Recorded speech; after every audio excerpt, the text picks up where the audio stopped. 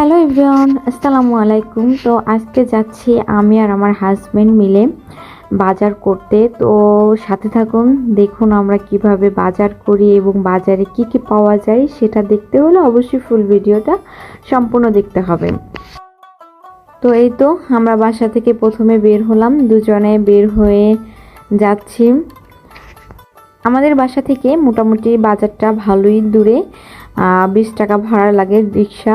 তো এই তো আমরা গেটের কাছে চলে আসলাম, এখন চলে যাব। এখন একটা রিক্সা নিব, রিক্সার জন্য দাঁড়িয়ে আছি, রিক্সা না পেয়ে হেঁটেই চললাম দুজনে।